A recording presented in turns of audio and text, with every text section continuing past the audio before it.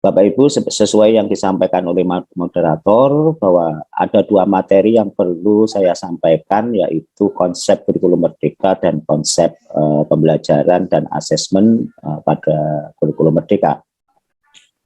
Baik Bapak Ibu, mohon izin share screen untuk slide pertama tentang konsep kurikulum merdeka, dan ini nanti seharusnya sesuai jadwal saya menyampaikan mempunyai waktu 120 menit karena tadi sudah terpotong waktunya, maka insya Allah saya efektifkan untuk 60 menit presentasi, semoga nanti bisa tuntas dan 30 menit tanya jawab.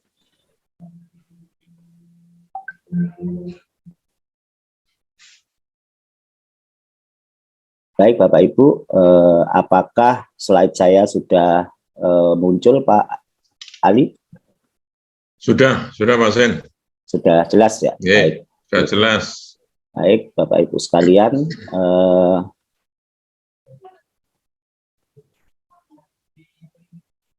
nah langsung saja, sebenarnya apa sih itu kurikulum merdeka? Nah sebenarnya kurikulum ini didesain dengan pembelajaran intrakurikuler yang beragam, di mana materi atau konten akan lebih optimal agar peserta didik memiliki cukup waktu untuk mendalami konsep dan menguatkan kompetensi. Bisa dicek nanti di ada di Permendikbud ya, nomor yang terbaru 626, terutama yang di kelas 11 dan kelas 12. Kemudian kurikulum merdeka ini berisi juga proyek untuk menguatkan pencapaian profil pelajar Pancasila yang nanti tentunya akan dibahas oleh Bu Dr. Hanun, yang dikembangkan berdasarkan tema tertentu yang ditetapkan oleh pemerintah. Dan untuk Kementerian Agama ditambahkan profil pelajar rahmatan lil alamin, yang nanti bagaimana pelaksanaannya juga akan disampaikan oleh Bu Dr. Hanun. Proyek ini tidak diarahkan untuk mencapai target capaian pembelajaran tertentu, sehingga tidak terkait pada materi mata pelajaran. Nah, nanti lebih detail akan disampaikan oleh narasumber yang lain. Mengapa harus kurikulum merdeka? Tadi sudah disampaikan oleh Pak Kabid bahwa dalam rangka untuk mengatasi learning loss atau loss itu kehilangan ya, artinya pengurangan di dalam pembelajaran yang ada di peserta didik diakibatkan karena COVID atau karena mungkin ada teaching loss, hilangnya pembelajaran, sehingga perlu adanya kurikulum merdeka ini. Nah, ini disederhanakan, bersifat lebih fleksibel sehingga selaras dengan semangat kemandirian madrasah. Nah, pemerintah menetapkan kurikulum minimum, prinsip pembelajaran dan asesmen. Madrasah dapat mengembangkan program dan kegiatan tambahan sesuai visi, misi, dan sumber daya yang tersedia. Di kurikulum merdeka pada madrasah yang menetapkan kurikulumnya berupa standar isi, standar kelulusan, dan capaian pembelajaran ditentukan oleh Kementerian Agama. Sementara untuk materi umum, Bapak Ibu bisa melihat di di Permendikbud yang terbaru, yang revisi, yaitu 262. Bapak Ibu sekalian, madrasah dan pendidik memiliki keleluasaan untuk mengorganisasikan pembelajaran sesuai kebutuhan siswa dan konteks lokal. Inilah mengapa kurikulum merdeka kemudian didesain, dan kurikulum merdeka ini sifatnya masih uji coba dan akan menjadi ditetapkan ketika nanti di tahun 2024.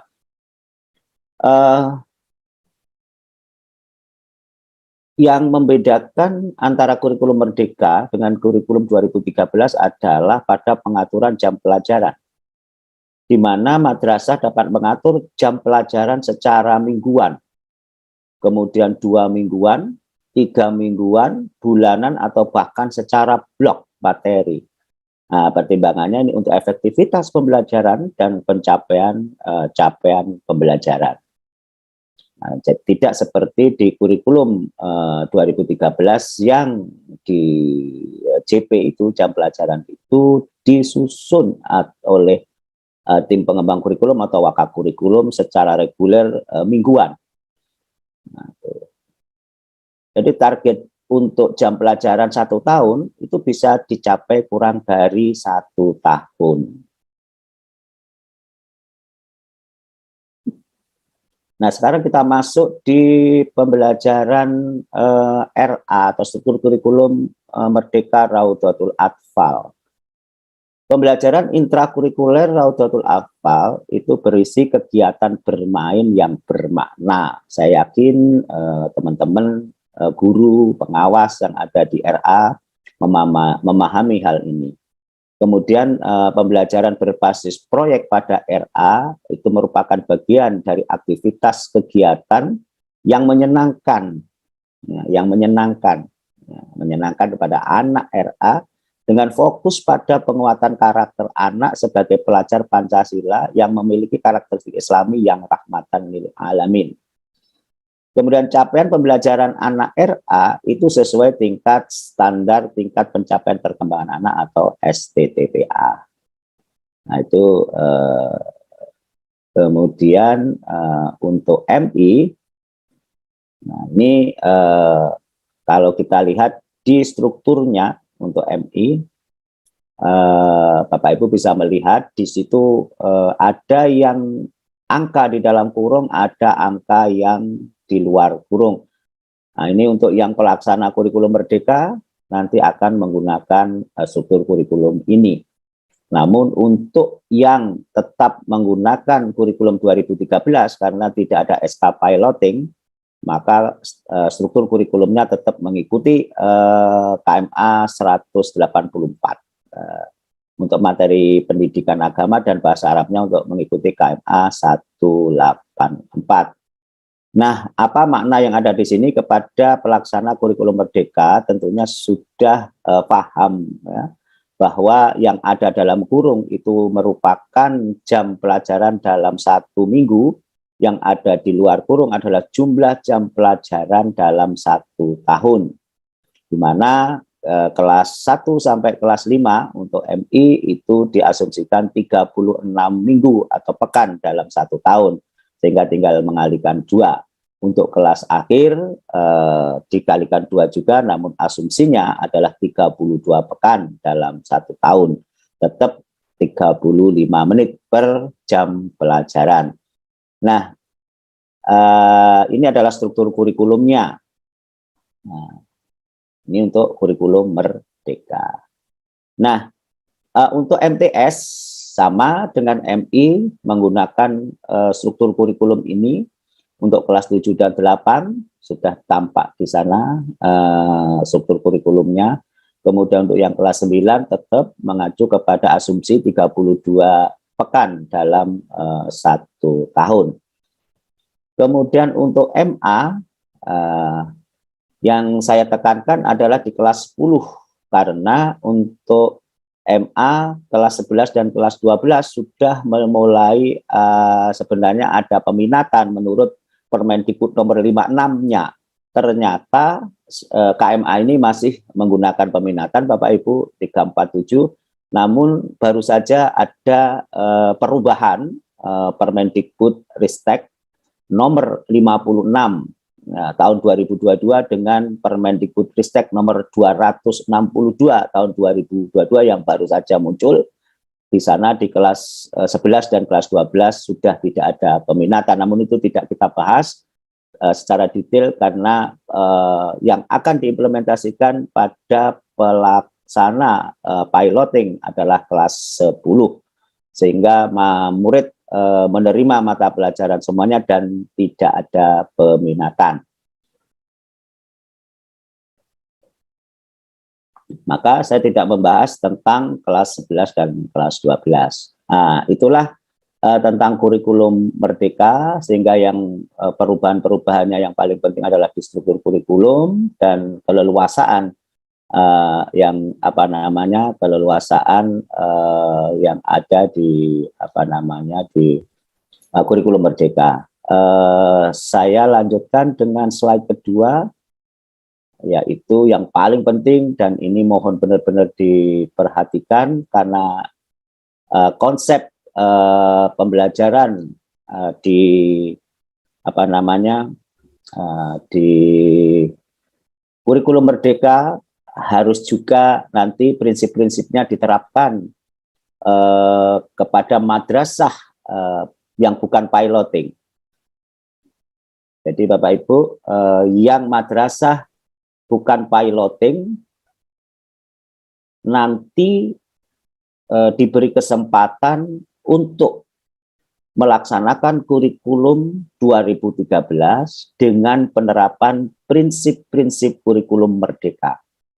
Sehingga nanti kurikulum tingkat satuan pendidikannya akan dimodifikasi, yang insya Allah nanti sistematikanya akan disampaikan oleh Bu Ida Safiatur Rahman. Oleh karena itu mohon benar-benar bagi madrasah yang non-piloting juga benar-benar memperhatikan konsep pembelajaran dan asesmen pada kurikulum Merdeka. Nah, saya coba untuk kalau bisa ini semoga bisa. Baik. Jadi yang paling ini kalau saya slideshow ternyata tidak bisa jalan di laptop saya. Saya slideshow tidak bisa jalan. Jadi saya coba. Oke, kalau begitu tidak saya slideshow saja, saya stop dulu share screen. Saya coba untuk yang tidak slideshow. Baik Bapak Ibu. Setelah saya slideshow tidak bisa jalan, makanya tidak saya slide dulu. Nah, yang perlu kita perhatikan Bapak itu yaitu pembelajaran paradigma baru yang ada di kurikulum Merdeka. Nah, pertanyaannya, apakah ini benar-benar baru? Sebenarnya tidak Bapak Ibu. Di kurikulum 2013 itu sebenarnya para guru juga sudah diberi keleluasaan. Kemudian madrasah juga dengan kurikulum tingkat satuan pendidikannya juga sudah diberi keleluasaan. Namun paradigma baru ini sebuah upaya untuk memastikan terciptanya praktik pembelajaran yang berpusat pada peserta didik, yang kemungkinan selama ini dari hasil survei-survei yang ada bahwa guru-guru kita belum memusatkan pembelajarannya pada peserta didik. Nah, di paradigma baru ini pendidik memiliki keleluasaan untuk merumuskan tujuan pembelajaran. Nah, ini nanti akan kita bahas. Jadi tujuan pembelajaran itu kewenangan keleluasaan guru. Rancangan pembelajaran, asesmennya juga begitu, disesuaikan dengan karakteristik kebutuhan peserta didik. Nah, kemudian juga peserta didik memiliki peluang untuk melakukan inisiatif, mempunyai suara. Jadi ini bukan hanya pendidik, tapi peserta didik ya, mempunyai inisiatif, mempunyai suara, dan memang perlu dilibatkan di dalam pembelajaran sehingga peserta didik itu bisa memberikan umpan balik demi perbaikan pembelajaran itu sendiri. Nah, kemudian pembelajaran merupakan satu siklus yang bergerak berawal dari pemetaan kompetensi, kemudian perencanaan dan pelaksanaan pembelajaran, serta pelaksanaan asesmen yang hasilnya dimanfaatkan untuk memperbaiki pembelajaran. Pembelajaran aktif ini daring ini kurang menarik. Ya, saya lanjutkan. Agar dapat membantu peserta didik mencapai kompetensi yang diharapkan. Jadi intinya di pembelajaran paradigma baru ini adalah pembelajaran yang berpusat pada peserta didik, di mana pendidik mempunyai keleluasaan untuk menentukan tujuan, merancang pembelajaran dan melakukan asesmen, dan peserta didik mempunyai peluang untuk dilibatkan semakin luas oleh guru dalam penentuan tujuan itu. Nah, prinsip pembelajaran dan penilaian atau asesmen pada kurikulum Merdeka, ini prinsip-prinsipnya Bapak Ibu, dirancang dengan mempertimbangkan tahap perkembangan dan tingkat pencapaian peserta didik saat pembelajaran berlangsung sesuai dengan kebutuhan pelajar, serta mencerminkan karakteristik dan perkembangan peserta didik yang beragam, sehingga pembelajaran menjadi bermakna dan menyenangkan. Yang kedua, prinsipnya adalah pembelajaran dirancang dan dilaksanakan untuk membangun peserta didik menjadi pembelajar sepanjang hayat. Yang ketiga, proses pembelajaran mendukung perkembangan kompetensi dan karakter peserta didik secara holistik, menyeluruh. Pembelajaran yang relevan yaitu pembelajaran yang dirancang sesuai konteks, lingkungan, dan budaya peserta didik, serta melibatkan orang tua dan komunitas sebagai mitra. Dan yang kelima, pembelajaran berorientasi pada masa depan yang berkelanjutan. Nah, ini prinsip pembelajaran ya ada kurikulum Merdeka. Halo? Tolong di review. Halo, suaranya? Ya. Slideshow. Saya tadi mencoba slideshow, tetapi tidak jalan di laptop saya. Saya coba sekali lagi di slideshow, semoga bisa jalan. Tadi sudah saya slideshow, tapi tidak jalan, semoga ini. Nah, ini kan slideshow ya, coba. Nah, macet. Nah, kalau saya slideshow, macet ini. Nah, mungkin kurang apa ini. Inilah satu kendala teknologi. View-nya bisa di yang full screen aja. Yang full screen ya, oke. Ya, ya. View, yang kanan atas. Nah, sebentar, oke. View. Oh, ini sudah full screen, Pak. Oh, sudah. Sudah full screen. Coba saya cek. Oke. Bentar.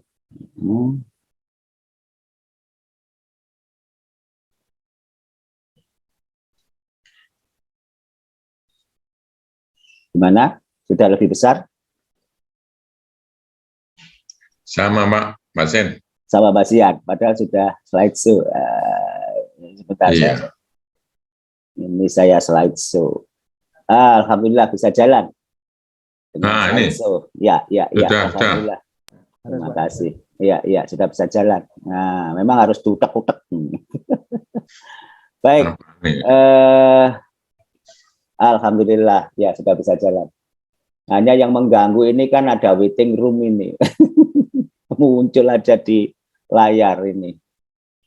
Baik. Jadi untuk prinsip asesmen, Bapak Ibu, perlu saya sampaikan, asesmen merupakan bagian ya tidak terpisahkan dari pembelajaran. Jadi terpadu, ini yang mungkin beda antara yang mungkin kita lakukan sebelumnya. Jadi di sini adalah asesmen merupakan bagian ya yang terpadu atau tidak terpisahkan dengan proses pembelajaran. Fasilitasi pembelajaran dan penyediaan informasi yang holistik sebagai umpan balik bagi pendidik nanti akan kita bahas di berikutnya. Kemudian di nomor 2, asesmen dirancang dan dilakukan sesuai dengan fungsinya dengan keleluasaan untuk menentukan teknik dan waktu pelaksanaan asesmen agar efektif mencapai tujuan pembelajaran. Jadi asesmen itu untuk melihat apakah TP itu tercapai atau tidak. Yang ketiga, asesmen dirancang secara adil, proporsional, valid. Kalau ini sudah memang prinsip asesmen sejak dulu.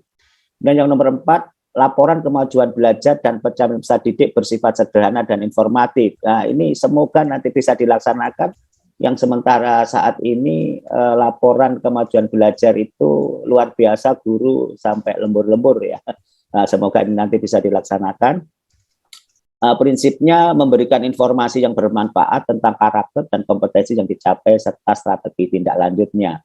Kemudian hasil asesmen digunakan oleh peserta didik, pendidik, tenaga kependidikan, dan orang tua wali sebagai bahan refleksi untuk meningkatkan mutu pembelajaran.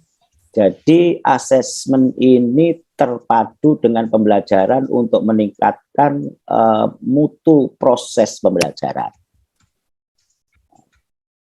Tidak bisa jalan lagi, kenapa ini?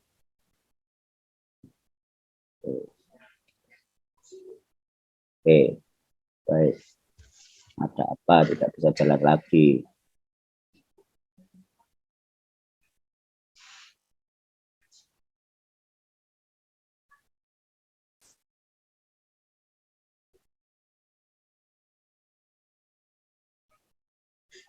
Saya coba ke full screen.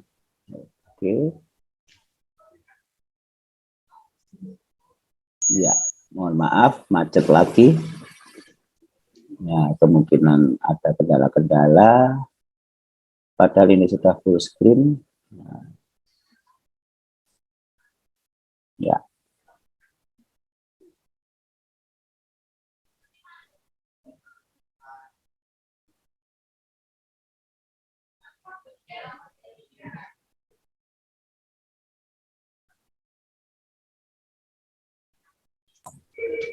Baik Bapak Ibu, saya lanjutkan ternyata ada macet lagi di perencanaan dan pelaksanaan pembelajaran. Tadi prinsip-prinsipnya sudah bagaimana di perencanaannya. Yang pertama Bapak Ibu nanti bagaimana merencanakan itu dengan memahami capaian pembelajaran CP. Jadi di kurikulum Merdeka itu ada namanya CP, capaian pembelajaran. Kalau di kurikulum 13 ada KD, tapi jangan disamakan bahwa CP ini gantinya KD, tidak. Kemudian menganalisis capaian pembelajaran CP untuk menyusun tujuan pembelajaran dan alur tujuan pembelajaran. Bagi pelaksana kurikulum 2013 ini dianggap sebagai pengalaman karena tahun depan bagi pelaksana kurikulum 2013 yang sudah memodifikasi dengan kurikulum Merdeka, insya Allah akan difasilitasi untuk mendapatkan SK.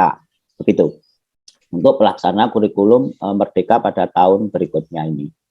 Kemudian merencanakan pembelajaran dan penilaian dan melaksanakan pembelajaran dan penilaian. Ini adalah materi kita. Nah, saya coba ini share screen. Alhamdulillah bisa jalan lagi. Nah, capaian pembelajaran itu merupakan kompetensi pembelajaran yang harus dicapai peserta didik pada setiap fase. Dimulai dari fase fondasi pada PAUD atau pendidikan anak usia dini RA, untuk pendidikan dasar menengah CP disusun untuk setiap mata pelajaran. Jadi begini Bapak Ibu, jadi fase A itu ada di kelas 1-2 MI, fase B kelas 3-4 MI, fase C kelas 5-6 MI, fase D khusus untuk MTS. Nah, fase D ini panjang ini. MTS kelas 7, 8, 9 itu fasenya panjang, fase D. Kemudian untuk fase E ini pendek, hanya kelas 10, MA, MAK. Kemudian fase F itu 2 tingkat atau 2 jenjang, kelas 11 dan 12. Nah, apa makna fase? Kenapa ini kok fase? Karena tadi disampaikan bahwa capaian pembelajaran ini memang disusun setiap fase, di mana disesuaikan dengan tahap perkembangan anak, tahap perkembangan psikologi anak. Nah, inilah capaian pembelajaran. Dan capaian pembelajaran ini Bapak Ibu diperuntukkan capaian di akhir fase. Nah, kalau KD Bapak Ibu sudah tahu bahwa KD itu disusun oleh pemerintah dalam tiap tahun. Bapak Ibu ada yang ada 10 KD, ada yang 8 KD, ada yang 12 KD, dan Bapak Ibu guru tinggal memisahkan mana semester ganjil, mana semester genap. Namun di CP ini contoh fase D, MTS, kelas 7 sampai 9, maka capaian pembelajarannya itu adalah capaian pembelajaran di akhir fase. Di akhir fase adalah kelas 9, semester genap, mau lulus. Nah, jadi pemerintah hanya menyediakan capaian pembelajaran sebagai tujuan pembelajaran di akhir fase. Nah, bagaimana Bapak Ibu guru menentukan tujuan pembelajaran untuk mencapai capaian pembelajaran itu? Makanya kayak guru kelas 7, 8, 9 itu harus duduk berkolaborasi. Nah, begitu juga yang lain-lain. Nah, di komponen capaian pembelajaran, kalau Bapak Ibu membuka di peraturan Kepala Badan Standar Kurikulum dan Asesmen Pendidikan, saya singkat BSKAP atau saya baca BESKAP 033, itu capaian pembelajaran mapel umum. Kemudian ada keputusan Dirjen Pendis nomor 3211 untuk capaian pembelajaran PAI dan bahasa Arab. Maka di sana komponennya akan Bapak Ibu baca, ada rasional mata pelajaran, ada tujuan mata pelajaran, ada karakteristik mata pelajaran, ada capaian dalam setiap fase secara keseluruhan, dan capaian dalam setiap fase menurut elemen. Nah, Bapak Ibu guru jangan dibiasakan membaca di akhir-akhir. Contoh, misalkan seringkali membaca itu yang ada di tabel paling bawah, yaitu apa? Capaian dalam setiap fase menurut elemen. Semua Bapak Ibu guru harus mulai membaca dari rasional, jadi dari awal, sehingga akan tahu alasannya apa sih, mengapa demikian, kemudian tujuan mata pelajarannya apa, karakteristik mata pelajarannya bagaimana, capaian dalam setiap fasenya secara keseluruhan bagaimana, dan elemen itu bagaimana. Itu harus dibaca. Dan Bapak Ibu kalau mau membukanya, yang mapel umum itu ada 1822 halaman. Bayangkan. Nah, Bapak Ibu hanya mencari mata pelajarannya sendiri saja. Mengapa? Karena di situ capaian pembelajaran dimulai dari RA sampai SMK. Sehingga mapel umum saja ada 1822 halaman. Namun demikian saya sarankan Bapak Ibu untuk yang ini membaca juga fase di bawahnya. Nah, misalkan guru MA kelas 10 membaca sih fase D. Jangan hanya membaca fase E. Karena apa? Biar tahu capaian pembelajaran sebelumnya itu apa di akhir fase. Kemudian Bapak Ibu yang perlu diketahui dalam pemanfaatan CP itu ya. Ini yang perlu Bapak Ibu pemahaman CP-nya ya. Prinsip penyusunan CP menggunakan pendekatan konstruktivisme di mana para peserta didik itu dianggap tidak kosong, sudah mempunyai pengetahuan sebelumnya. Nah, ini konstruktivisme. Nah, kemudian konsep memahami dalam CP, dalam konstruktivisme adalah proses membangun pengetahuan melalui pengalaman nyata. Pemahaman tidak bersifat statis, tetapi berevolusi dan berubah. Nah, kemudian Bapak Ibu, selama ini kita menggunakan taksonomi Bloom. Ya, dan kata kerja operasionalnya sudah ada 6C itu. Namun di kurikulum Merdeka, dan nanti mungkin bisa diterapkan di kurikulum 2013, guru tidak hanya boleh menggunakan taksonomi Bloom, tapi menggunakan taksonomi lain. Karena taksonomi Bloom sebenarnya digunakan untuk perancangan pembelajaran dan asesmen kelas yang lebih operasional, bukan untuk CP yang lebih abstrak dan umum. Jadi taksonomi Bloom lebih sesuai digunakan untuk menurunkan, menerjemahkan CP ke tujuan pembelajaran. Silahkan gunakan taksonomi Bloom dari CP ke tujuan pembelajaran. Namun kurikulum ini, kurikulum 2013, kurikulum Merdeka, menyarankan Bapak Ibu juga menggunakan yang lain atau taksonomi yang lainnya. Ya. Nah di sini ini macet ya, mesti macet, perlu bisa ya ulang lagi. Kenapa? Oke, saya ulang.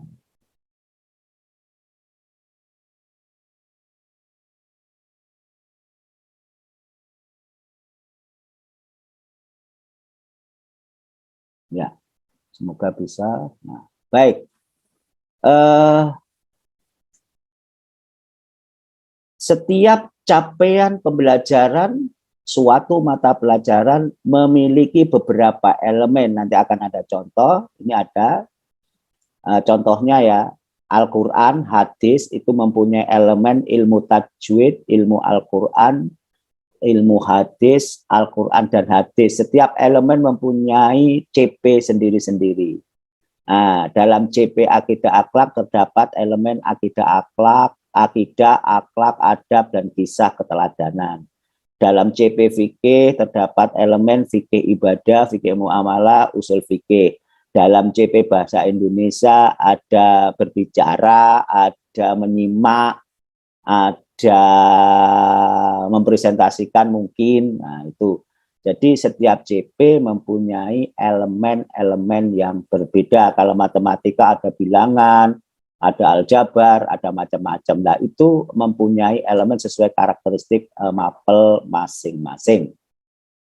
Nah, kemudian bagaimana cara menyusun urut-urutannya, Bapak Ibu? Jadi di sini tentunya Bapak Ibu guru harus memahami CP dulu, baru merumuskan TP, tujuan pembelajaran, kemudian menyusun alur tujuan pembelajaran atau sering disebut ATP, yang sering Bapak Ibu lakukan juga ketika menyusun RPP 2013, yaitu ATP, ambil, tiru, pelek, jadi nggak ada perubahannya sama sekali. Nah, kalau yang ini ATP singkatannya alur tujuan pembelajaran, bukan ATP ambil, tiru, pelek. Nah, kemudian baru merancang pembelajaran. Ini urut-urutannya.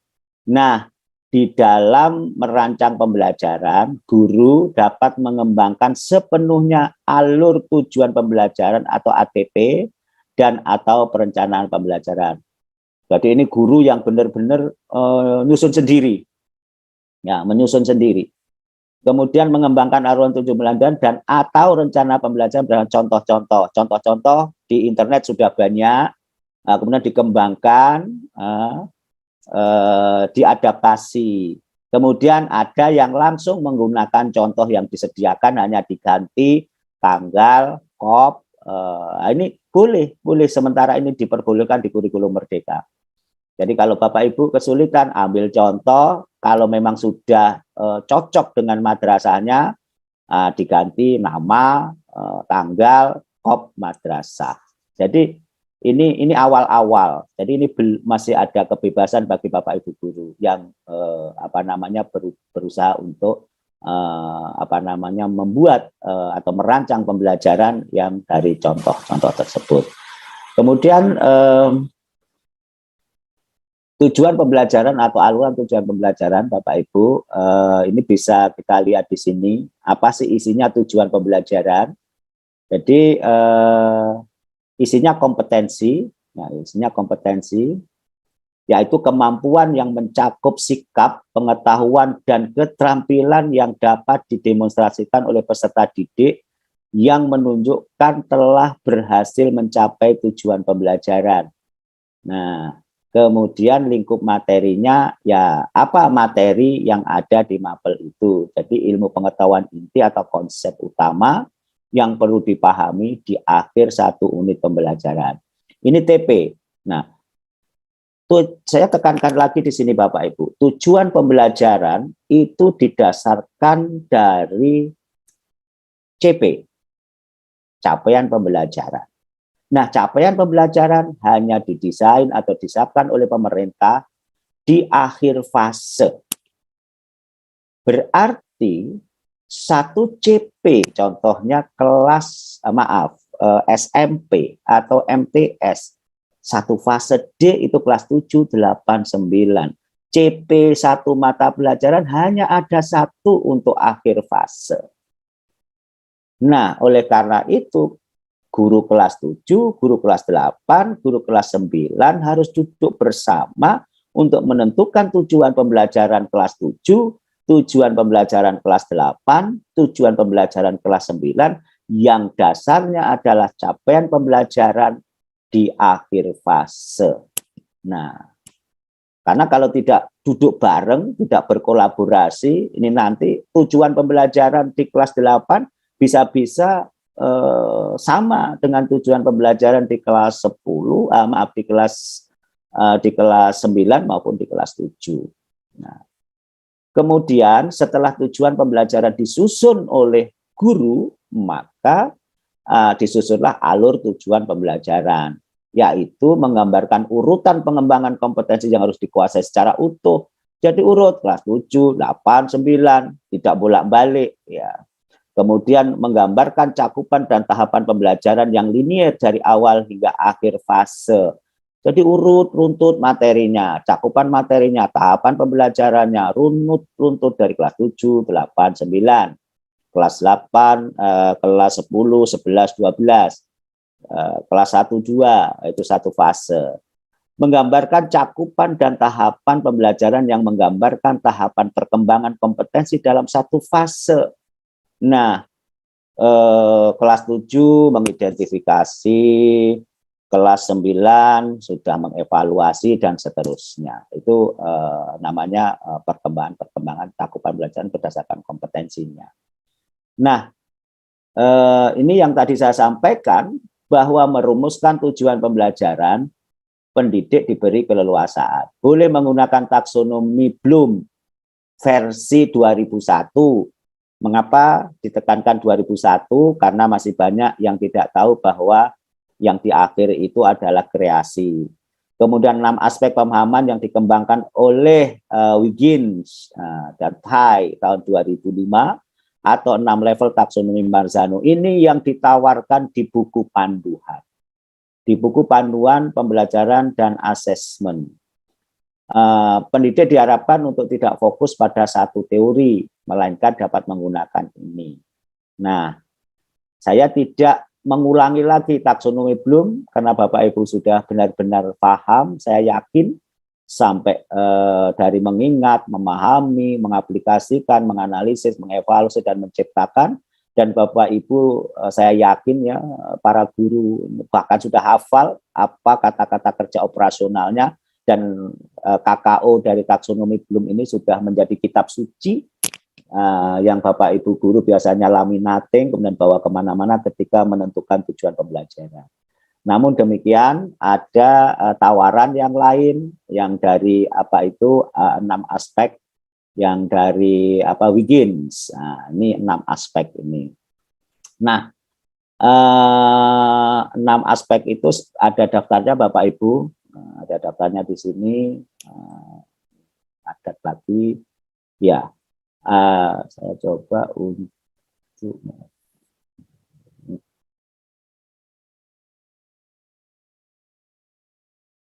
saya stop dulu, kemudian saya share screen lagi.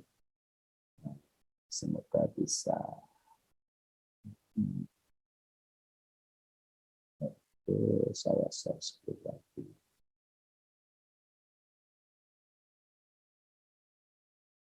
Baik. Nah, ini taksonomi dari Wiggins.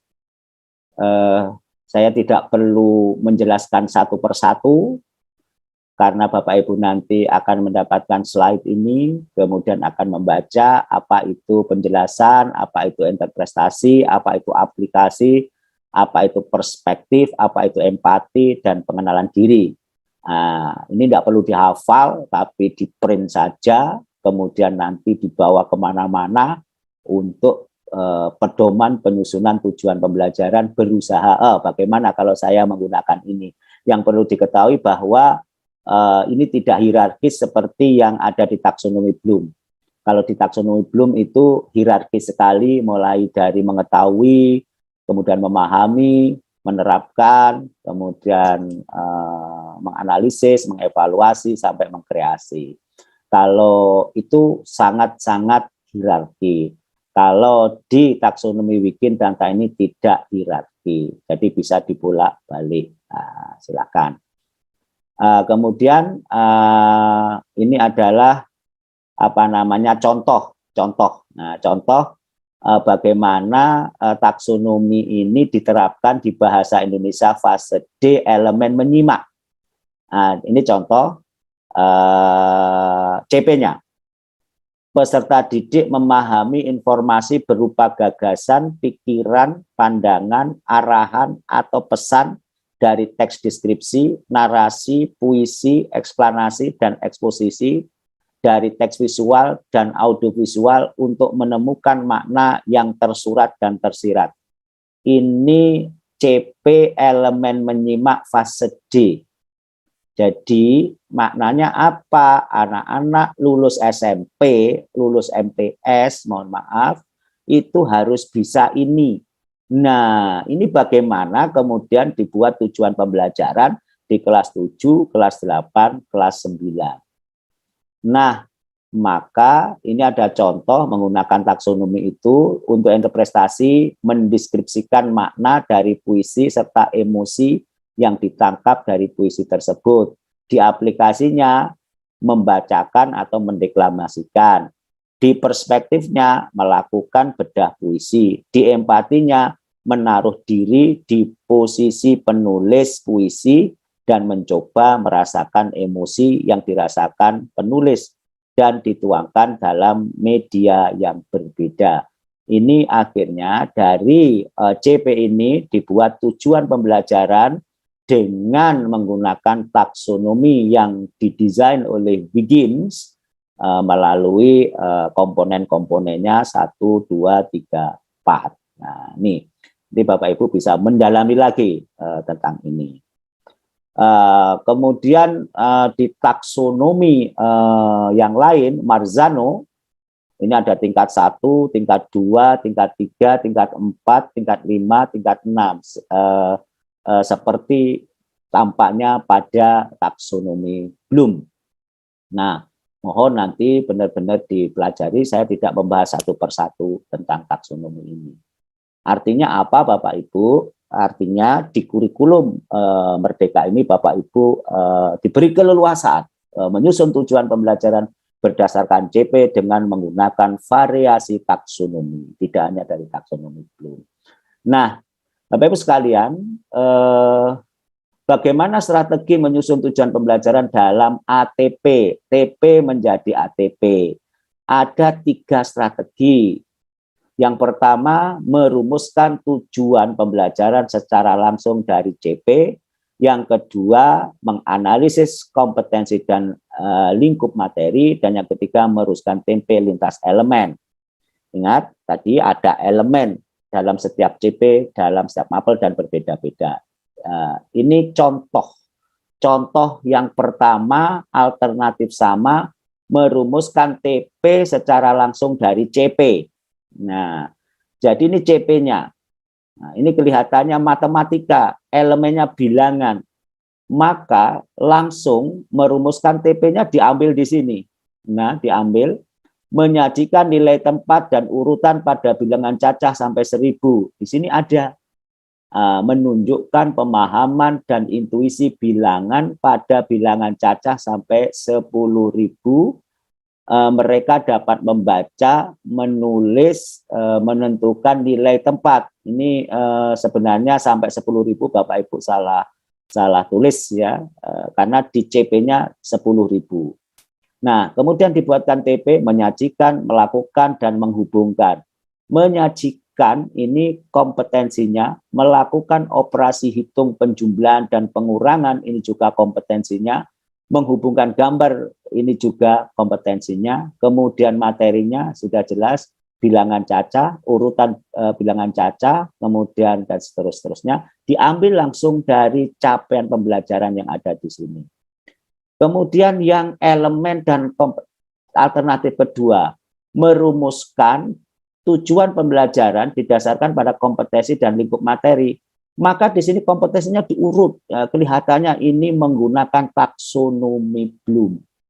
Jadi di sini sudah jelas pada akhir fase B, kalau fase B itu berarti kelas 3 dan 4 ya. Peserta didik menunjukkan pemahaman dan intuisi bilangan pada bilangan cacah sampai 10.000. Mereka dapat membaca, menulis, dan seterusnya. Nah, kompetensinya diurut sama gurunya, mulai memahami, menentukan, membandingkan, mengurutkan, mengidentifikasi, melakukan, menyelesaikan masalah. Lingkup materinya ini. Sehingga tujuan pembelajarannya bisa dibuat seperti ini. Loh, kenapa ini kok B B11. Nah, ini kode-kode aja ya Bapak Ibu. B itu bilangan, disingkat B oleh gurunya. Dan ini terserah gurunya, tidak harus seperti ini. Nah, jadi ini contoh, tidak harus seperti ini. Jadi B bilangan, B11. Nah, B12, B13 dan seterusnya menyajikan nilai tempat dan urutan pada bilangan cacah. Jadi intinya tidak jauh berbeda dengan kurikulum 2013 dalam menyusun tujuan pembelajaran. Nah, yang terakhir merumuskan TP lintas elemen ini yang mungkin perlu agak kerja ekstra ya Bapak Ibu.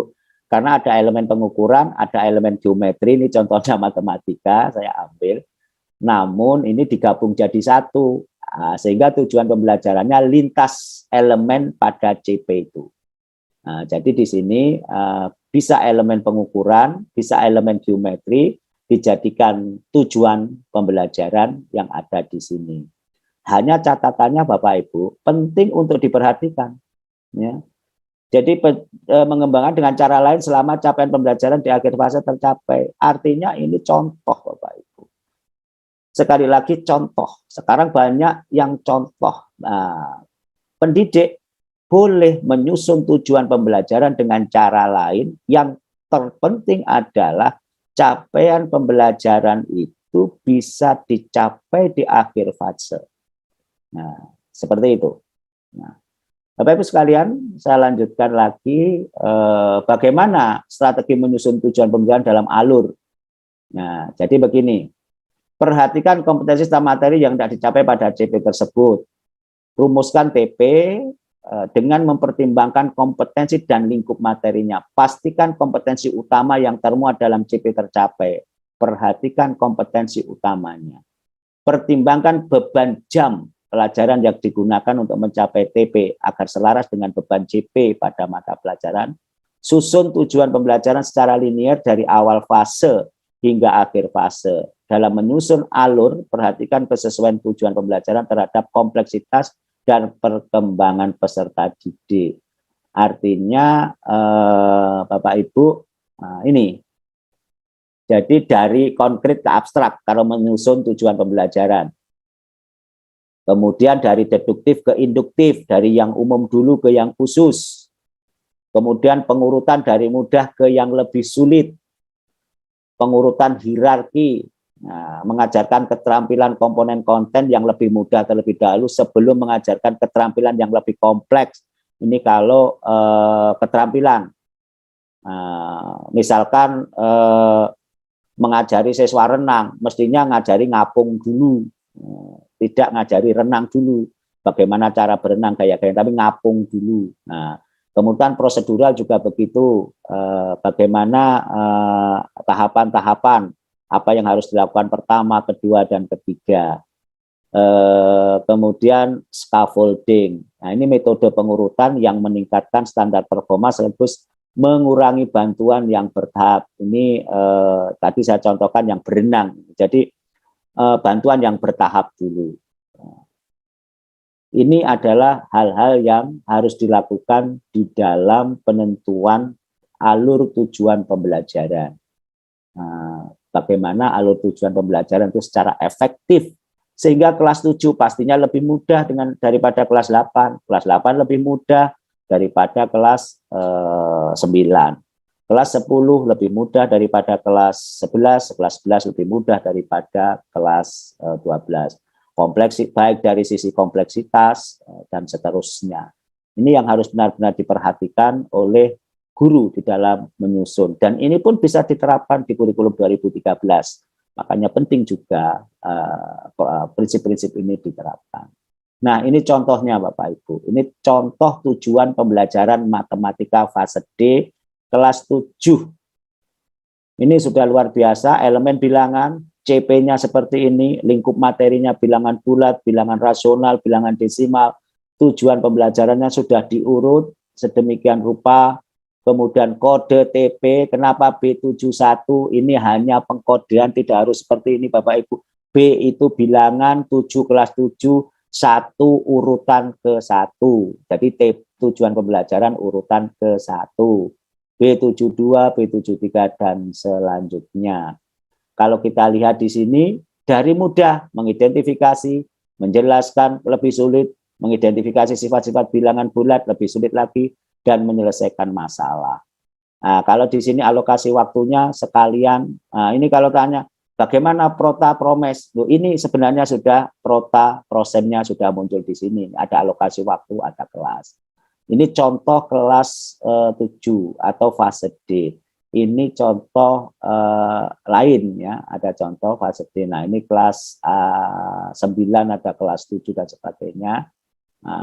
Diurut seperti ini dan seterusnya. Nah, setelah itu Bapak Ibu, ini TP dibuat, kemudian dibuatlah alurnya dibuat warna-warna ini. Jadi awal fase D kelas 7 semester 1 bilangan bulat, TP-nya tujuan pembelajaran B71 sampai B74. Bilangan rasional B75 dan seterusnya, sehingga warna ini memberikan arti. Ya, contoh biru, TP untuk elemen aljabar. Warna hijau atau apa ini TP untuk elemen bilangan. Ini hijau. Warna ungu TP untuk elemen pengukuran dan seterusnya. Ada warna-warna, warna seperti ini TP untuk elemen geometri, warna orange. Nah, dan seterusnya ada panah, itu alur pembelajarannya. Jadi guru sudah benar-benar mengetahui alur tujuan pembelajaran dari awal sampai akhir, sehingga alur tujuan pembelajaran itu mengikuti prinsip-prinsip yang sudah saya jelaskan tadi, mulai dari konkret ke abstrak, mudah ke sulit, proseduran juga begitu dari tahap pertama dan seterusnya. Nah, ini juga kelas 8, contohnya seperti ini. Kelas 9, contohnya seperti ini. Nah, itu adalah bagaimana menentukan TP dan alur tujuan pembelajaran. Bapak Ibu sekalian, yang perlu diketahui adalah perencanaan pembelajaran itu merupakan aktivitas untuk merumuskan CP yang menjadi TP. Kemudian cara untuk mencapai tujuan belajar dan cara menilai ketercapaian tujuan belajar. Maka perencanaan pembelajaran harus fleksibel, jelas, sederhana. Ini yang Bapak Ibu harus benar-benar perhatikan, baik nanti diimplementasikan di RPP atau perencanaan pembelajaran di kurikulum 2013 maupun di Merdeka. Fleksibel, jelas, sederhana. Nah, fleksibel artinya tidak terkait pada bentuk tertentu dan dapat disesuaikan dengan konteks pembelajaran. Artinya begini Bapak Ibu jangan terfokus pada bentuk. Nah, saya harus pakai bentuk ini, akhirnya diwajibkan ini dan itu. Disepakati aja di dalam satu madrasah. Kita pakai dokumen perencanaan dengan model yang bagaimana, monggo. Yang penting jelas, kemudian mudah dipahami. RPP 1 lembar, kalau tidak bisa dipahami, ya itu lebih baik RPP berlembar-lembar. RPP berlembar-lembar, tidak bisa dipahami, lebih baik RPP yang sederhana, yang dikatakan 1 lembar, tapi jangan dipaksakan 1 lembar. Dan sederhana, berisi hal pokok dan penting sebagai acuan pelaksanaan pembelajaran. Nah, itu. Nah, oleh karena itu, Bapak Ibu, kalau sekarang beredar di internet, itu modul ajar, yes, karena itu sesuatu yang baru. Maka banyak contoh-contoh modul ajar. Padahal dokumen perencanaan pembelajaran pada kurikulum Merdeka di dalam buku panduannya itu boleh satuan pendidikan memilih RPP, boleh memilih modul ajar, terserah. Satuan pendidikan nanti diskusi di tim pengembangnya, di tim pengembang kurikulumnya atau dengan guru-gurunya, milih modul ajar atau milih rencana pelaksanaan pembelajaran, di mana RPP komponen minimumnya itu 3, tujuan pembelajaran, langkah-langkah atau kegiatan pembelajaran, kemudian yang asesmen pembelajaran. Nah, di langkah-langkah biasanya di RPP itu untuk satu atau lebih pertemuan, dan itu tergantung guru masing-masing.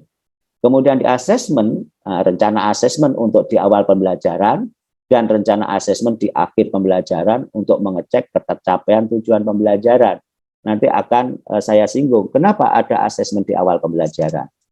Kemudian komponen minimum dalam modul ajar, nah itu ada tujuan, ada langkah-langkah kegiatan seperti RPP, kemudian ada rencana asesmen di awal beserta instrumen dan cara penilaiannya, rencana asesmen di akhir pembelajaran untuk mengecek ketercapaian tujuan pembelajaran beserta instrumen dan cara penilaiannya, kemudian media pembelajaran yang digunakan termasuk misalnya bahan bacaan yang digunakan, lembar kegiatan, video atau tautan situs web yang perlu dipelajari peserta didik. Ini komponen minimum dalam modul ajar. Nah, ini di buku panduan Bapak Ibu. Ketika muncul contoh-contoh itu sudah lengkap sekali. Nah, sangat lengkap itu contoh modul ajarnya sehingga Bapak Ibu sebenarnya bisa memodifikasi di sana. Namun perlu saya tekankan di sini, satuan pendidikan bisa memilih RPP, bisa memilih modul ajar, tidak wajib modul ajar. Nah, tadi sudah disampaikan rencana pelaksanaan pembelajaran paling sedikit memuat itu. Nah, sudah TP, langkah-langkah, dan penilaian. Nah, kemudian di modul ajar memuat informasi umum, kemudian komponen inti dan lampiran, tadi sudah saya sampaikan. Nah, ini Bapak Ibu di informasi umum itu ada tambahan profil pelajar Pancasila yang dipilih apa, itu ada. Nanti akan dijelaskan oleh narasumber berikutnya. Mohon maaf Pak Zain, waktunya ya. 7 menit lagi. Oke, saya lanjutkan Bapak Ibu. Nah, kenapa asesmen di awal itu penting Bapak Ibu? Nah, ini yang perlu kita apa ya? Hasil asesmen awal pembelajaran ini memberikan informasi kesiapan belajar peserta didik, yaitu informasi kesesuaian pengetahuan atau keterampilan yang dimiliki peserta didik saat ini dengan pengetahuan atau keterampilan baru yang akan dipelajari. Jadi dari asesmen awal sebelum pembelajaran, Bapak Ibu melakukan itu untuk mengetahui informasi kesiapan peserta didik sehingga bisa melakukan diferensiasi pembelajaran. Ini yang paling penting ya. Diferensiasi pembelajaran, dan ini juga bisa diterapkan di kurikulum 2013 ya. Karena ini prinsip-prinsip yang mestinya bisa diterapkan oleh semua guru.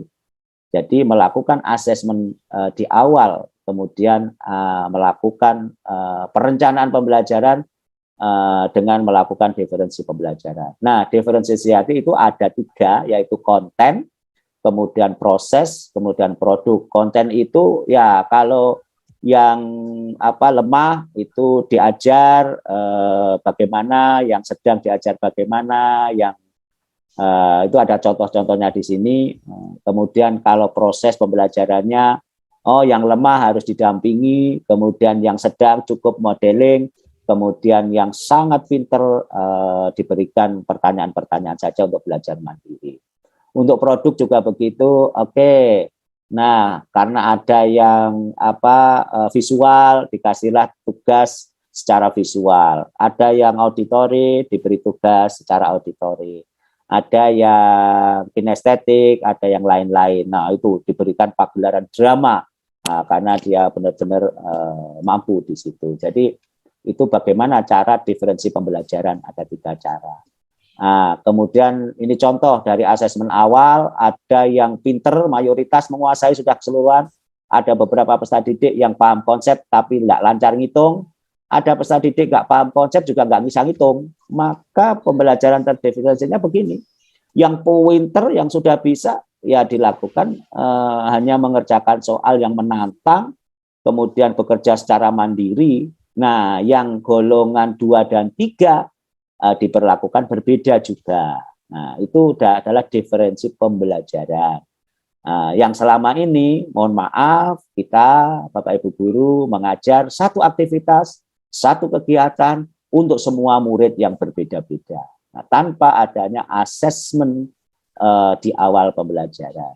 Nah, ini yang Bapak Ibu harus pahami, bahwa ini juga bisa diubah ya, di dalam ini saya jelaskan saja, tidak per slide, saya jelaskan langsung bahwa di dalam kurikulum 2020 Merdeka itu sebutannya formatif dan sumatif di dalam penilaian. Formatif itu dipakai untuk memperbaiki proses pembelajaran dan untuk mengevaluasi tujuan pembelajaran tercapai atau tidak. Kalau sumatif digunakan untuk pertimbangan kenaikan kelas. Nah, ini bedanya. Nah, formatif dan sumatif, dan ini prinsip-prinsip ini bisa sebenarnya dilakukan di kurikulum 2013 juga. Nah, Bapak Ibu, untuk instrumennya tetap seperti biasa, ada tes tertulis, ada tes lisan, ada portofolio, ada penugasan, ada checklist, ada anekdot dan sebagainya, grafik perkembangan dan sebagainya. Nah, yang penting Bapak Ibu ini monggo sekarang kita terapkan, ini yang paling penting, mayuk kita terapkan pola pikir berkembang di dalam pembelajaran dan penilaian. Satu, ini saya tekankan, saya bacakan satu-satu karena ini penting. Kesalahan dalam belajar itu wajar. Jika diterima, dikomunikasikan, dan dicarikan jalan keluar, maka kesalahan akan menstimulasi perkembangan otak peserta didik. Belajar bukan tentang kecepatan, tetapi tentang pemahaman, penalaran, penerapan, serta kemampuan menilai dan berkarya secara mendalam. Ekspektasi pendidik yang positif tentang kemampuan peserta didik akan sangat mempengaruhi performa peserta didik. Setiap peserta didik unik, memiliki peta jalan belajar yang berbeda dan tidak perlu dibandingkan dengan teman-temannya. Maka ranking itu enggak penting. Pengondisian lingkungan belajar, fisik dan psikis di madrasah dan rumah akan mempengaruhi pencapaian hasil belajar. Melatih dan membiasakan peserta didik untuk melakukan asesmen diri, asesmen antar teman, refleksi diri, dan pemberian umpan balik antar teman, itu akan menjadikan peserta didik terlejit itu potensi dirinya. Apresiasi, pesan, umpan balik yang tepat berpengaruh pada motivasi belajar anak. Contoh, ini contoh anak-anak mengerjakan seperti ini. Ini contoh yang dikumpulkan kepada guru. Maka guru melakukan klarifikasi. Bagaimana Ananda mengetahui gambar ini akan membentuk kubus? Jadi tidak disalahkan. Ini salahnya, ini gambarnya salah, ini nggak bisa ini membentuk kubus, misalkan. Kemudian diberikan sebuah nilai. Bentuk kotak-kotak yang Ananda gambar hampir sama, sehingga mudah jika disusun menjadi bentuk kubus, dinilai. Perhatian, Ibu melihat Ananda menarik garis secara langsung. Bagaimana jika menggunakan penggaris agar garisnya lebih lurus? Nah, ini. Kemudian saran, jika tugas membuat jaring-jaring bangun ruang akan kita laksanakan kembali, pada bagian yang mana Ananda akan melakukan perbaikan? Dan apresiasi.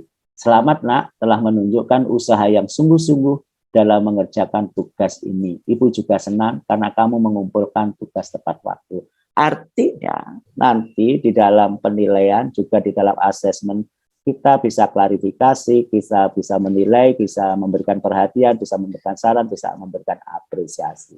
Inilah yang dimaksud penerapan pola pikir bertumbuh bagi guru untuk bisa melejitkan potensi peserta didik di dalam asesmen ini. Jadi siklusnya seperti ini Bapak Ibu, kesimpulannya. Yang pertama adalah pembelajaran dan asesmen, ini bisa Bapak Ibu ya. Jadi merancang pendidik menyusun rencana pelaksanaan pembelajaran, termasuk di dalamnya rencana asesmen formatif yang akan dilakukan di awal pembelajaran dan asesmen di akhir pembelajaran. Yang kedua, pendidik melakukan asesmen di awal pembelajaran untuk menilai kesiapan setiap individu peserta didik untuk mempelajari materi yang telah dirancang. Dan yang ketiga, berdasarkan hasil asesmen, pendidik memodifikasi rencana yang dibuatnya dan atau membuat penyesuaian untuk sebagian peserta didik. Dan yang keempat, melaksanakan pembelajaran dan menggunakan berbagai metode asesmen formatif untuk memonitor kemajuan belajar. Dan yang terakhir, melaksanakan asesmen sumatif untuk mengetahui ketercapaian tujuan pembelajaran.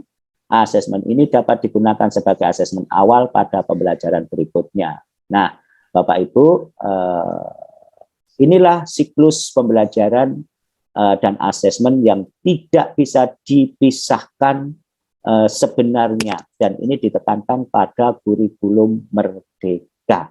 Nah, yang saya tekankan bahwa ketika membuat perencanaan pembelajaran, Bapak Ibu guru juga harus menyusun rencana asesmen di awal pembelajaran untuk mengetahui kompetensi awalnya, sehingga tujuan pembelajaran yang disusun bisa tepat sasaran sesuai kebutuhan peserta didik, sesuai capaian pembelajaran peserta didik. Nah, kemudian ada asesmen formatif, ini yang paling penting di kurikulum Merdeka dan juga bisa diterapkan pendidikan Bapak Ibu guru di kurikulum 2013 dimulai, bahwa asesmen formatif itu harus sering dilakukan untuk perbaikan pembelajaran. Baru asesmen sumatif untuk mengukur tercapainya atau hasil belajar peserta didik.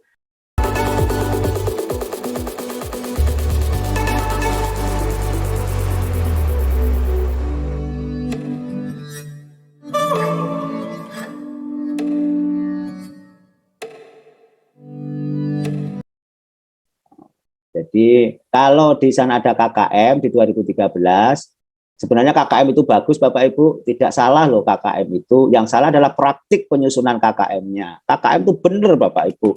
Ada intake, ada daya dukung, ada kompleksitas, itu benar Bapak Ibu. Jadi KKM-nya itu analisis betul. Kalau 65 ya 65.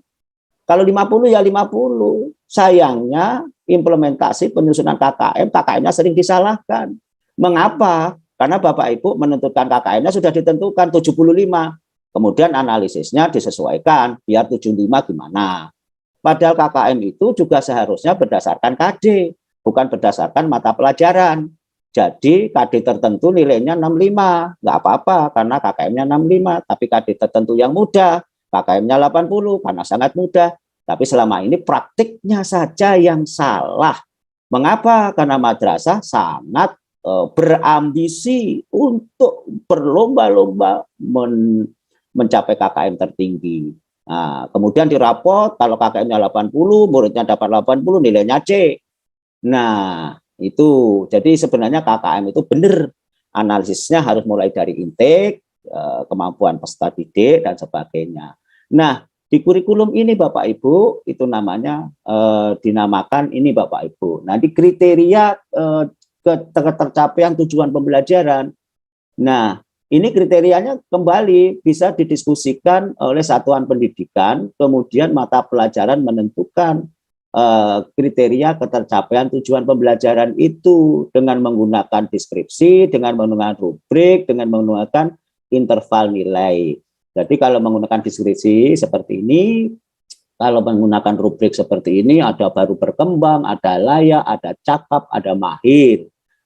Kemudian disesuaikan tujuan pembelajarannya. Kemudian ada yang menggunakan interval 0 sampai 40, 41 sampai 70, 71 sampai 100. Ini yang membedakan. Di kriteria ketercapaian tujuan pembelajaran, nanti di kurikulum Merdeka, itu tidak menggunakan satu nilai, tapi menggunakan interval. Ini Bapak Ibu, nanti Bapak Ibu baca pengolahan hasil asesmennya bagaimana, dan jawabannya bagaimana, nanti benar-benar dibaca, contohnya seperti ini. Nah, Bapak Ibu, kita lihat di sini, ada yang diwarnai merah. Kenapa diwarnai merah? Karena tidak mencapai tujuan pembelajaran atau capaian pembelajaran yang ditentukan. Jadi ada namanya ini Pak Z ya. Jadi kriteria ketercapaian tujuan pembelajaran atau ketuntasan belajar. Oke. Nah, hanya tidak ada dasarnya intake, kemudian intake siswa, kemudian daya dukung, kemudian kompleksitas tidak. Yang menentukan adalah satuan pendidikan berdasarkan kesepakatan oleh guru-guru masing-masing. Baik. Nah, Kemudian ada yang kedua, tadi pertanyaannya Pak Zen banyak sekali, yaitu asesmen di awal pembelajaran itu diagnostik atau pretest. Saya sedikit ingin meluruskan. Asesmen di awal pembelajaran itu bahasa Indonesia, tapi bahasa Inggrisnya sering disebut diagnostic assessment. Untuk mendiagnosa kemampuan peserta didik di awal, ya, sebelum pembelajaran.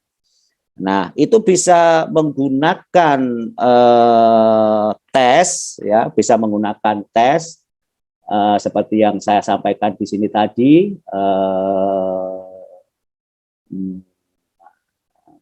Bisa menggunakan tes, bisa menggunakan yang lain. Nah, ini menggunakan tes, yaitu instrumen asesmen awal pembelajaran yang digunakan adalah soal isian singkat dan soal cerita yang berhubungan dengan kehidupan sehari-hari terkait keliling, segi 4, segitiga, dan lingkaran. Jadi asesmen di awal pembelajaran boleh berupa tes, soal-soal sederhana yang tentunya untuk mengukur capaian pembelajaran di awal pembelajaran. Boleh juga asesmen dilakukan dengan observasi, boleh dengan tanya jawab, boleh dengan melihat profil, dan ini penting sekali, profil minatnya bagaimana, profil gaya belajarnya bagaimana, profil pekerjaan orang tua bagaimana. Sehingga nanti Bapak Ibu bisa menentukan tujuan pembelajaran berdasarkan profil-profil tersebut, sehingga pembelajaran bisa melalui diferensiasi. Nah, terkait dengan pretest, nah, itu nama saja Pak Zen. Kalau seorang metodologis di dalam penelitian, pretest itu tidak disarankan, karena pretest pasti ada post-test. Dan pretest post-test itu sebenarnya tidak mengukur kompetensi peserta didik, tapi pretest post-test itu sebenarnya mengukur efektivitas pembelajaran. Sehingga pretest dilakukan, kalau rata-rata pretest 60, kemudian rata-rata post-test 60, berarti tidak ada efektivitas pembelajaran. Jadi itu istilah saja, tapi monggo kalau mau mengatakan pretest, tapi secara metodologi, pretest tidak disyaratkan digunakan saja namanya pretest, karena pretest gandengannya pasti post-test dan digunakan untuk tujuan yang lain. Kemudian bagaimana dengan madrasah yang belum siap? Ada yang belum siap, ada yang campuran. Nah, yang ditanyakan sama dengan Sampang.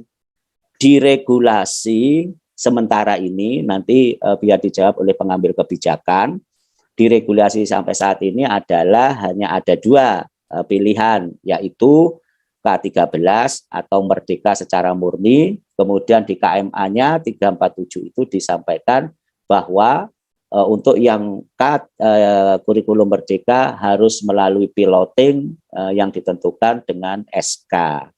Nah, bagi yang belum, itu berarti melaksanakan kurikulum 2013, namun dengan menerapkan prinsip-prinsip kurikulum Merdeka. Jadi pembelajarannya, kemudian asesmennya, prinsip-prinsipnya itu menggunakan kurikulum Merdeka, menggunakan asesmen di awal pembelajaran, difokuskan pada formative assessment atau penilaian formatif untuk perbaikan pembelajaran, kemudian dilaksanakan refleksi dan sebagainya. Namun struktur kurikulumnya tetap menggunakan KD, menggunakan 184, itu struktur kurikulumnya. Namun prinsip-prinsip pembelajarannya, kemudian penerapan proyeknya sudah dilakukan, walaupun di kelas-kelas awal nanti. Nah, itu semua boleh. Nanti akan ada sistematika KTSP-nya yang akan disampaikan oleh Bu Ida. Nah, saya menyampaikan sesuai regulasi. Jadi hanya ada 2, pelaksana kurikulum 2013 atau pelaksana kurikulum Merdeka secara piloting berdasarkan SK dari Direktorat Jenderal Pendidikan Islam. Itu pertanyaan dari Pak Zen, sekaligus menjawab dari Pak Zakub, ya. Kemudian dari Blitar, Pak Arifin, Bagaimana dengan keterampilan? Ditambahkan Pak Arifin, itu kan ada 6 JP ya, mapel keterampilan ditambahkan. Jadi di draft kami memberikan maksimal sampai 57 jam. Nah, monggo, sekarang katakanlah itu masih ada 44, masih kurang berapa itu 44 ke 57, masih kurang 9 katakanlah. Nah, maka tambahkan di mapel-mapel lain. Dan di KMA itu sudah jelas, madrasah boleh menambah atau merelokasi jam pelajaran. Nah, sehingga keterampilan masukkan di kelas 10 mapel keterampilannya. Nah, itu. Kemudian dari Tuban Bu Umi ya, Bu Umi fase D. Nah, kurikulum Merdeka menerapkan atau menekankan pada kebutuhan peserta didik. Apakah kebutuhan peserta didik di madrasah ibu sama dengan kebutuhan peserta didik di madrasah lain? Nah, ini masalah. Nah, maka analisisnya sebaiknya dilakukan oleh guru-guru yang ada di situ. Kalau katakanlah panjenengan dari MTS tadi, maka guru katakanlah guru matematika, guru bahasa Indonesia, guru mapel-mapel lain, guru fikih, kelas 7, 8, 9 duduk bersama menganalisis capaian pembelajaran untuk menentukan tujuan pembelajaran kelas 7, kelas 8, kelas 9, duduk bareng. Memang rukun itu mahal. Duduk bareng kalau duduknya di lesehan, pasti butuh uang. Duduk bareng di ruang guru masih butuh air minum. Duduk bareng di ruang guru masih butuh camilan. Nah, disepakati siapa yang bawa kue A, kue B, kue C, monggo Bu Umi. Nah, duduk bareng butuh waktu yang biasanya bersimpangan jam 3.4, jam 1.2, jam 5.6, nggak ketemu-ketemu, jam 1.2, jam 3.40, yang lainnya masuk. Nah, cari kesepakatan itu kadang-kadang sulit, tapi itu harus dilaksanakan, dan harus dilaksanakan. Kuncinya 3 itu, harus dilaksanakan, untuk menentukan tujuan pembelajaran berdasarkan kebutuhan peserta didik. Nah, ini penting. Bagaimana kalau dilakukan di MGMP? Monggo, MGMP itu sebenarnya tidak untuk menyusun RPP, MGMP itu tidak untuk menyusun ATP, MGMP itu sebenarnya tidak menyusun soal, tapi MGMP itu meningkatkan kompetensi guru dalam penyusunan RPP, meningkatkan kompetensi guru dalam menyusun soal, meningkatkan kompetensi guru dalam menyusun hal-hal lain yang terkait dengan pengembangan profesi misalkan, tapi bukan untuk menyusun bersama-sama, karena praktis saya yakin Tuban ujung timur, Tuban ujung barat, Tuban ujung selatan itu kebutuhan peserta didik berbeda-beda. Kemudian yang curhatan, bagaimana dengan buku, karena ada keterkaitan finansial, disikapi aja Bu, bahwa buku itu sebagai bahan pengayaan, bahan-bahan sumber belajar yang lain, tapi gurunya menyiapkan lembar kerja peserta didiknya, jangan sampai mengajar berdasarkan buku teks, apalagi LKS saja. Nah, itu yang perlu diperhatikan. Dan ini mindset inilah yang paling penting saya tekankan Pak Ali dan Bapak Ibu yang lain. Di kurikulum Merdeka, sebenarnya kurikulum apapun itu sama.